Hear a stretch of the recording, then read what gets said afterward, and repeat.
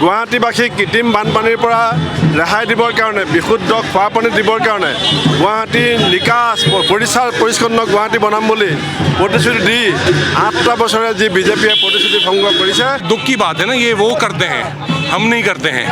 ये फर्क है कांग्रेस और बीजेपी के अंदर।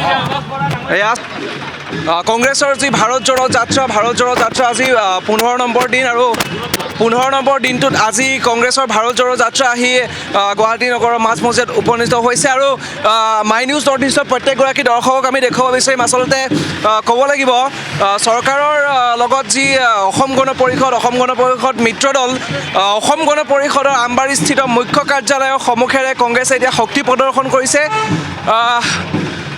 আপোনালোকক সামগ্ৰিক দৃশ্যাৱলী মোৰ লগত সহযোগ কৰা ভিডিঅ' জাৰ্নেলিষ্ট মানসে আপোনালোকক সামগ্ৰিক দৃশ্যাৱলী দেখাই আছে আচলতে কিদৰে আগবাঢ়িছে কংগ্ৰেছৰ এই ভাৰত জোড়ো যাত্ৰা। আৰু ভাৰত জোড়ো যাত্ৰা আচলতে 15 নম্বৰ দিন আৰু এতিয়া আমবাৰী আজি 16 নম্বৰ দিন আৰু কংগ্ৰেছৰ এই যাত্ৰাত ইতিমধ্যে আগবাঢ়িছে কংগ্ৰেছ কৰ্মীসকলে কংগ্ৰেছৰ পতাকা হাতে হাতে লৈ সকলো আগবাঢ়ি গৈ থকা আমি সামগ্ৰিক দৃশ্যাৱলী দেখুৱাই আছোঁ। আমি মতামত ল'বলৈ চেষ্টা কৰিম আচলতে কংগ্ৰেছৰ যি যাত্ৰা আমি প্ৰদেশ কংগ্ৰেছৰ সভাপতি ভূপেন বৰা আমি তেখেতক লগ পাইছোঁ। আমি তেখেতৰ পৰা জানিবলৈ চেষ্টা কৰিম। যি মিত্ৰ দল অসম গণ পৰিষদৰ কাৰ্যালয়ৰ সন্মুখেৰে কংগ্ৰেছে শক্তি প্ৰদৰ্শন কৰিছে, কি ক'ব? আমি কাৰো বিৰুদ্ধে শক্তি প্ৰদৰ্শন কৰা নাই। ৰাইজৰ শক্তি আমি আহৰণ কৰিছোঁ। ৰাইজৰ আশীৰ্বাদ, ৰাইজৰ প্ৰেৰণা আৰু বিজেপি চৰকাৰৰ যি প্ৰতিশ্ৰুতি ভংগ গুৱাহাটীবাসীক কৃত্ৰিম বানপানীৰ পৰা ৰেহাই দিবৰ কাৰণে বিশুদ্ধ খোৱা পানী দিবৰ কাৰণে গুৱাহাটীৰ নিকাচ পৰিষ্কাৰ গুৱাহাটী বনাম বুলি প্ৰতিশ্ৰুতি দি 8টা বছৰে যি বিজেপিয়ে প্ৰতিশ্ৰুতি ভংগ কৰিছে তাৰ বিৰুদ্ধে আজি গুৱাহাটীবাসী ৰাইজ শিল দল ভাঙি আমাৰ লগত ওলাইছে। আৰু বিজেপিয়ে যদি প্ৰতিশ্ৰুতি দিয়া মতে কৃত্ৰিম বানপানীৰ সমস্যা, বিশুদ্ধ খোৱা পানীৰ সমস্যা আৰু এখন নিকা গুৱাহাটী উপহাৰ দিব নোৱাৰে, তাৰ পৰিণতি আহি থকা সময়ত যে বিজেপিয়ে ভুগিব লাগিব সেই কথা সমগ্ৰ গুৱাহাটীবাসী ৰাইজে আজি দেখুৱাই দিছে।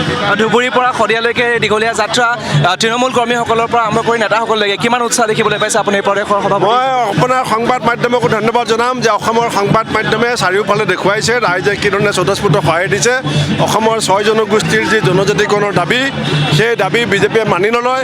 সেইকাৰণে মই আজি 6 জনগোষ্ঠীৰ যিসকল নেতা তেওঁলোককো ভাৰত জোড়ো যাত্ৰা অসমৰ লগত চামিল হৈ তেওঁলোকৰ আন্দোলনৰ শক্তিশালী ৰূপ দিবৰ কাৰণে আহ্বান জনাইছোঁ। আৰু কংগ্ৰেছে আমি সংকল্প লৈছোঁ যে 6 জনগোষ্ঠীৰ এই সপোন আমি বাস্তৱিত কৰিম। বড়ো জনজাতীয় অন্যতম এগৰাকী গুৰুত্বপূৰ্ণ নেতা একালৰ মহাপ্ৰতাপী হাগ্ৰামা মহিলাৰী তেখেতৰ এখন এটা ভিডিঅ' ভাইৰেল হৈছে আচলতে RSSৰ এগৰাকী নেতাৰ তেওঁ চৰণ চুইছে।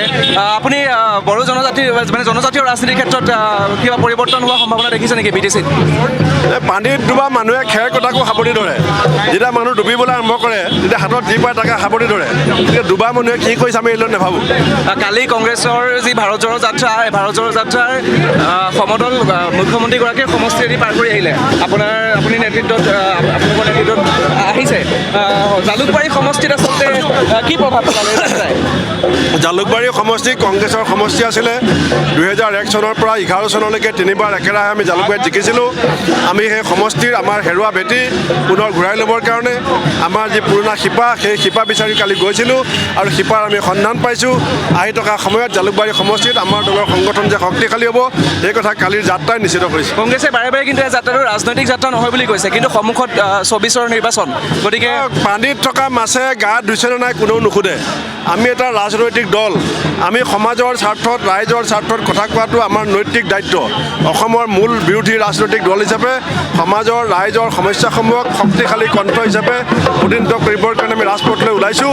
আৰু তাক কোনে কি নাম দিব নানা মুনি নানা মত তাত একো আপত্তি কৰিবলগীয়া নাই। মই এতিয়া শেষৰ প্ৰশ্নলৈ আহিছোঁ আপোনাৰ, যদি এই যাত্ৰা সফল হয় আৰু ক্ষমতাৰ পৰিৱৰ্তন হয় তেতিয়াহ'লে মই বৰ্তমান কংগ্ৰেছৰ ভাবি মুখ্যমন্ত্ৰীৰ সৈতে কথা পাতি আছোঁ নেকি? এই যাত্ৰা 100% সফল হ'ব। এই চৰকাৰ পৰিৱৰ্তন হ'ব। অসমৰ ৰাইজে যাক বিচাৰিব कांग्रेस जो ट्रेन हमारे नेता बनिब। धन्यवाद। अभी लग पाई जितेंद्र सिंह। जितेंद्र जी, अभी आप लोग आमबाड़ी से, आमबाड़ी जो AGP का जो मुख्य कार्यालय आमबाड़ी में स्थित है, आमबाड़ी के सामने से कांग्रेस का ये शक्ति प्रदर्शन है क्या है? देखिए, आप शक्ति प्रदर्शन नहीं है, इसमें आम जनता का जो रोष है, नाराजगी है, वो सामने आ रही है। जो 4 साल बाद एक तरह से सरकार का ग्राफ नीचे गिरता है, वो यहाँ 1.5 साल में गिर चुका है। और इसलिए क्योंकि बड़े बड़े जो वादे करे थे, जो बड़ा घोषणाएं करी थी, ट्राइब्स के लिए करी थी, बेरोजगार के लिए करी थी, प्राइस राइज के लिए करी थी, वो सारी बात फेल हो चुकी है। और बीजेपी ने अब नया पार्टनर ढूंढ लिया है, उसका नाम है माननीय अजमल, और AIDF उनका महाजोट के अंदर शामिल हो चुका है। तो अब वो एक नई तरह की राजनीति कर रहे हैं, गालियां भी देते हैं शाम को और अपना साथ में शाम को बैठ के खाना पीना करते हैं। लेकिन कांग्रेस और AUDF का जो मित्रजोट था महागठबंधन में शामिल था दोनों। हमारे साथ नहीं, हमारे पास हमारे चुनाव के अंदर जरूर वो एक पार्ट थे हमारे, लेकिन वो इतने अनरिलायबल हैं क्योंकि शामिल होते हुए बीजेपी के काम कर रहे थे कांग्रेस में बैठ के, तो इसलिए उनको हमने महाजोट से निकाल दिया है। अब वो जाकर बीजेपी के गोद में बैठा है। नेशनल पॉलिटिक्स में अगर हम देखें तो भारत जोड़ो यात्रा का अब कितना इम्पैक्ट देखते हैं? बहुत बड़ा इम्पैक्ट हो रहा है, और जो जनता की जो अंदर की आवाज़ है, जनता की जो फीलिंग है, वो सामने आ रही है। राहुल गांधी जी के ऊपर बीजेपी IT सेल का जो लगातार एक हमला देखते हैं हम, वो देखिए इसलिए हमला हो रहा है कि उनके पास वो एक तरह से अचंभव में आ गए हैं, शॉक्ड हो गए हैं कि इतना बड़ा यात्रा कैसे चल रही है। तो कभी जूतों के ऊपर, कभी चप्पल के ऊपर, और कभी T-शर्ट के ऊपर, कभी दाढ़ी के ऊपर, कभी टोपी के ऊपर, वो रोज़ ना कुछ उड़ाते रहते हैं क्योंकि उनके पेट में दर्द हो रहा है, परेशान है आज। मेरा आखिरी सवाल, जो कि आप प्रभारी है प्रदेश के, तो अगर ये यात्रा सफल हो जाए, आप लोग जैसे चाहते हैं, और मान लीजिए पावर में चेंज आ गया, कांग्रेस फिर से सत्ता में वापस आ गया, तो आप कौन सा आपका कैंडिडेट है, कौन सा आपका चेहरा है जिसको आप एज ए CM लोगों को देंगे? महाराज ये है ना, कल्पना वाली बातें हैं, ये बीजेपी करती है कल्पनाएं। हमारे लिए तो फेस है। हाँ, इनके पास बहुत सारे फेस है ना, जब भी बहुत सारे लाइन है चीफ मिनिस्टर के लिए, तो इसीलिए कोई एम्बुलेंस है, तो इसलिए मेरा आपसे मानना ये है कि जो समय आएगा जब अपने आप फेस सामने आएगा, जो मेहनत करेगा वो फेस हमारा होगा। यही मैं इस वक्त कह सकता हूँ। नेशनली बहुत इम्पैक्ट देता है, क्योंकि बीजेपी की तरफ से भी कहा जाता है ना, मोदी नहीं तो कौन, मोदी वर्सेस हु। हाँ, तो कुछ दिन पहले मोदी कौन था, विधानसभा में वो बोल ही नहीं पा रहा था, लेकिन आज मोदी को एक वो करा है। क्या गुजरात में जो हादसा हुआ है, इसीलिए मैं कह रहा हूँ कि फेस ये एक तरह से इनने किसी को भी गॉड मानते हैं, एक्ट ऑफ फ्रॉड मानते हैं। किसको? गुजरात हादसे को आप एक्ट ऑफ गॉड मानते हैं कि एक्ट ऑफ फ्रॉड मानते हैं? मैं तो गुजरात हादसा बहुत दुखद बात है। सबसे पहले तो मैं ये कहूँगा कि इसके ऊपर राजनीति नहीं होनी चाहिए। लोगों की मौत हुई है, उनके परिवार को सांत्वना देने की जरूरत है, उस पर राजनीति नहीं है। लेकिन उसके साथ साथ इसके जो भी इसके इन्वॉल्व हैं, इन लोगों को, इनको जेल के पीछे होना चाहिए, उसको सरकार प्रोटेक्ट नहीं करना चाहिए, क्योंकि बोर्ड भी बीजेपी का है।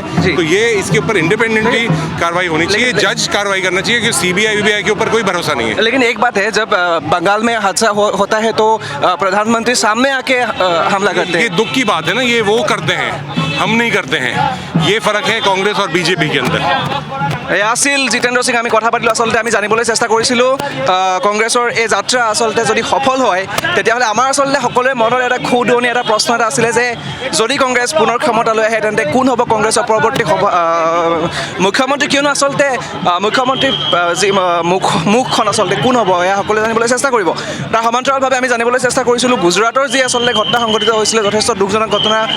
দলং এখন ওলমা দলংখন যিদৰে ভাগি গৈছিল, আৰু সেই সন্দৰ্ভত আমি তেখেতক প্ৰশ্ন কৰিছিলোঁ যে এই ঘটনাক তেওঁ এক্ট অফ গড বুলি ভাবে নে এক্ট অফ ফ্ৰড বুলি ভাবে, কাৰণ প্ৰধানমন্ত্ৰী নৰেন্দ্ৰ মোদীয়ে পশ্চিমবংগত হোৱা এক শোকাবহ ঘটনাক এনেধৰণৰ এক ঘটনাক আচলতে তাৰ শাসনাধিষ্ঠ TMC চৰকাৰখনক লক্ষ্য কৰি, মমতা বেনাৰ্জীক লক্ষ্য কৰি প্ৰধানমন্ত্ৰীগৰাকীয়ে কৈছিলে আচলতে যে এয়া এক্ট অফ গড নহয়, এয়া এক্ট অফ ফ্ৰড। আৰু মই জানিবলৈ চেষ্টা কৰিছিলোঁ জিতেন্দ্ৰ সিঙৰ পৰা যে এই ঘটনাটো যি গুজৰাটত সংঘটিত হ'ল এয়া এক্ট অফ গড আছিল নে এক্ট অফ ফ্ৰড আছিল, আৰু তেখেতে আমাক জানিবলৈ দিয়ে যে এই ঘটনা আচলতে খুব দুখদায়ক ঘটনা, আৰু এই সন্দৰ্ভত ৰাজনীতি হ'ব নালাগে। গতিকে এই সন্দৰ্ভত তেওঁ মন্তব্য দিয়াৰ পৰা বিৰত থাকে যদিও প্ৰধানমন্ত্ৰীগৰাকীক আচলতে কটাক্ষ কৰিলে জিতেন্দ্ৰ সিং, আৰু ক'লে যে প্ৰধানমন্ত্ৰীগৰাকীয়ে এনে কৰিব পাৰে কিন্তু কংগ্ৰেছে এনে ৰাজনীতি নকৰে। আছিল জিতেন্দ্ৰ সিঙৰ ভাষ্য। আমি সামগ্ৰিক দৃশ্য দেখাই আছোঁ, আপোনালোকে লক্ষ্য কৰিছে কিদৰে কংগ্ৰেছৰ পতাকা হাতত লৈ বহু সংখ্যক কংগ্ৰেছ কৰ্মী যিদৰে ৰাজপথলৈ ওলাই আহিছে, আৰু কংগ্ৰেছৰ যি ভাৰত জোড়ো যাত্ৰা ইতিমধ্যে আহি আমি দেখিবলৈ পাইছোঁ আমবাৰী যিগৰাকী আচলতে মিত্ৰ দল অসম গণ পৰিষদৰ কাৰ্যালয়ৰ সন্মুখেৰে পাৰ হৈছে কি প্ৰভাৱ পেলাব কি ভাবে আপুনি এইটো ভাৰত জোড়ো যাত্ৰা খালি ভাৰত জোড়ো যাত্ৰা নহয় এইটো মানুহৰ ক্ষোভৰ পৰিপ্ৰকাশ আজি অসমৰ মানুহৰ লগত যিটো প্ৰতাৰণা অসমৰ মানুহৰ স্বাভিমান লৈ যিটো খেলা কৰিছে সিহঁতে বিজেপিয়ে এখন গভৰ্ণমেণ্টে বিশেষকৈ একপিনে যদি আমি চাওঁ যে ভাৰতবৰ্ষৰ চেণ্ট্ৰেল গভৰ্ণমেণ্টে যিটো প্ৰতাৰণা কৰিছে আনপিনে আমাৰ ৰাজ্য চৰকাৰে যিটো প্ৰতাৰণা কৰিছে সেইটো কাৰণে মই ভাবোঁ বড়ে মিয়া তো বড়ে মিয়া ছোটে মিয়া সুবান আল্লাহ তো আল্টিমেটলি এনেকুৱা হৈছে যে গোটেই অসমৰ ৰাইজৰ লগত যিটো প্ৰতাৰণা কৰা হৈছে এই প্ৰতাৰণাৰ বহিঃপ্ৰকাশ হৈছে আৰু ডে বাই ডে এইটো ইনক্ৰিজ হৈ আছে ডিক্ৰিজ হোৱা নাই ইনক্ৰিজ হৈ আছে আৰু কংগ্ৰেছৰ এই যি যাত্ৰাক লৈ বহুতে বিভিন্ন ধৰণৰ মন্তব্য কৰা দেখিবলৈ পোৱা গৈছে এই সন্দৰ্ভত কি ক'ব কোনে কি মন্তব্য কৰিব আৰু যেতিয়া জনসমুদ্ৰ হয় যেতিয়া মানুহে ওলাই আহে যেতিয়া খবৰ কাৰণে ওলাই আহে আমি হয়তো বা আপোনাৰ 500 200 1000 মানুহ আমি গোটাব পাৰিম কিন্তু আল্টিমেটলি যদি আপুনি যদি 5000 10000 50000 20000 মানুহ গোটাব লগা হয় তেনেহ'লে এটা স্বতঃস্ফূৰ্ততা থাকিব লাগিব আৰু দেখা পোৱা গৈছে আৰু কি কৈছে আমাক যে ধুবুৰীত হৈছে ধুবুৰীৰ পৰা লোৱাৰ আছামৰ যদি যেতিয়া হেৰি হ'ব পদযাত্ৰাটো হ'ব অৰ্থাৎ ভাৰত জোড়ো যাত্ৰাটো হ'ব তেতিয়া মানুহ গোট খাব কিন্তু তাৰপিছতে মানুহ গোট নাখায় এইটো কাৰণে মই কৈ আছোঁ আৰু এতিয়া গুৱাহাটী চলি আছে ধুবুৰীত যেনেকৈ মানুহ হৈছে তাতকৈ বেছি মানুহ হৈছে আপুনি চাব নেক্সট নগাঁও হ'ব নেক্সট যোৰহাট হ'ব শিৱসাগৰ হ'ব অকণমান ৱেইট কৰক ৱেইট কৰিলে আপোনালোকে গম পাই যাব যে মানুহৰ যিটো বহিঃপ্ৰকাশ সিহঁতেতো গম পোৱা নাই আচলতে এচি ৰুমত বহি আছেতো আজি ভাল গাড়ী চলি আছে ভাল হেৰি কৰি আছে সেইটো কাৰণে হয়তো বা সিহঁতে কোনো বস্তুটো বুজিব পৰা নাই খালি কৈছে যে অৰুণোদয় এটা দি দিলোঁ অৰুণোদয় দিলেই মানুহ হৈ যাব নেকি অৰুণোদয় দিছে কিন্তু আল্টিমেটলি মানুহৰ যিটো চাহ পাওঁ মানুহৰ যিটো অধিকাৰ মানুহৰ যিটো স্বাভিমান এইটো যে খেলা ধূলা কৰি আছে সেইটো কাৰণে মই ভাবোঁ যে আজিৰ দিনত এনে এটা পৰিৱেশ হৈছে এইটো ভাৰত জোড়ো মানে আমাৰ হেৰি হৈছে আৰু আপুনি নামনি অসমৰ কথা কৈছে নামনি অসমৰ ৰাজনীতিলৈ আমি যদি লক্ষ্য কৰোঁ তেতিয়াহ'লে আমি তাত বদৰুদ্দিন আজমলৰ লগতে AUDF-ৰ এটা প্ৰভাৱ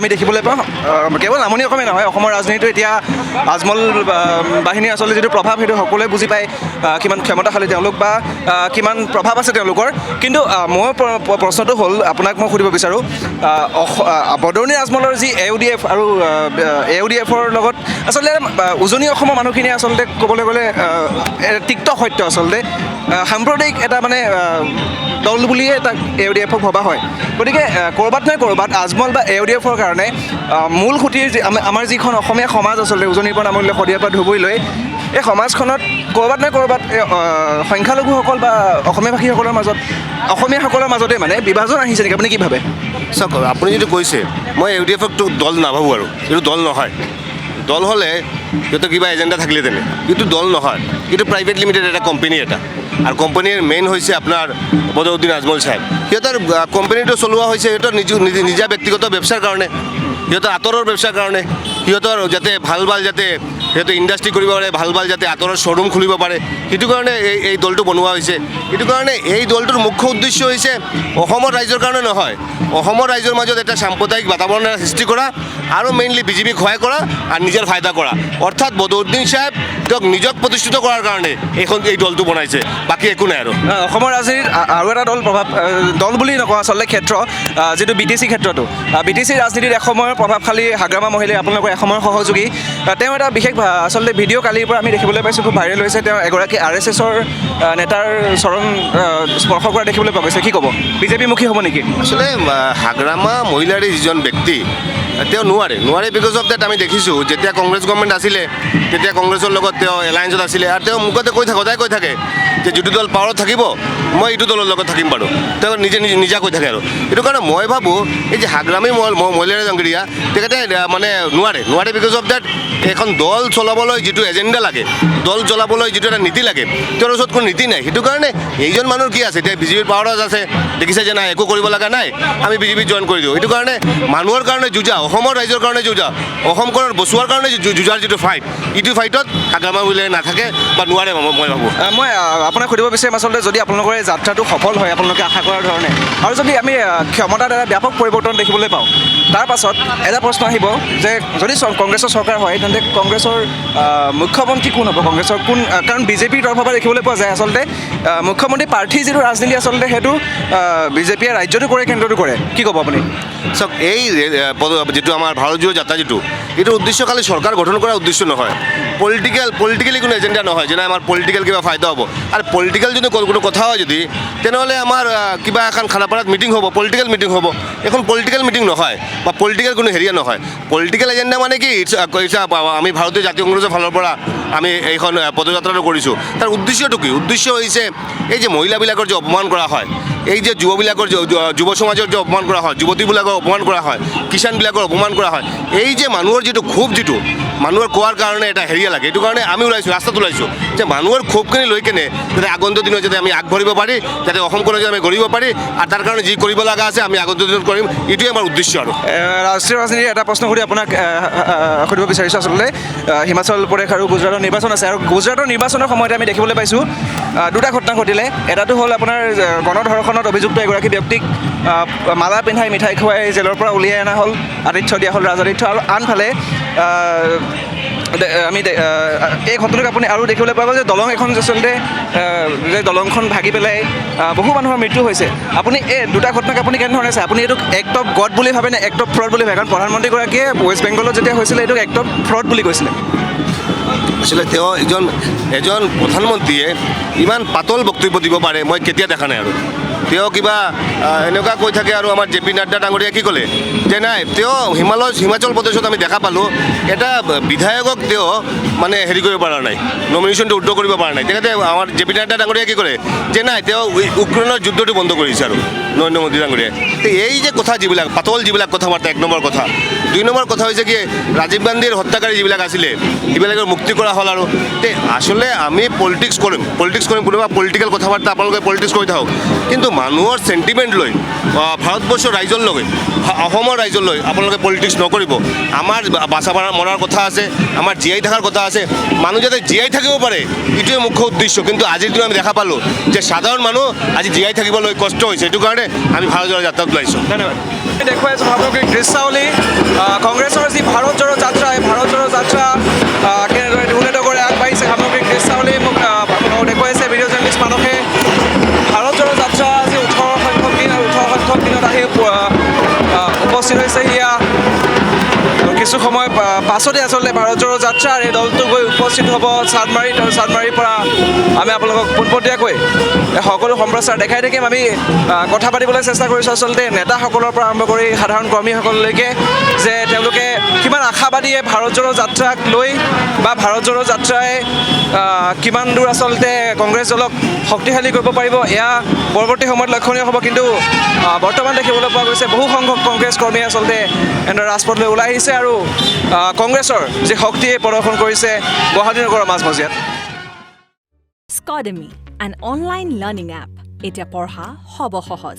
নৱমৰ পৰা দ্বাদশ শ্ৰেণীলৈকে নীট, JEE, APSC আৰু অন্য নিযুক্তি পৰীক্ষা সম্পূৰ্ণ পাঠ্যক্ৰম এতিয়া পাব কেৱল স্কডেমি এপত। এতিয়া পঢ়া হ'ব সহজ।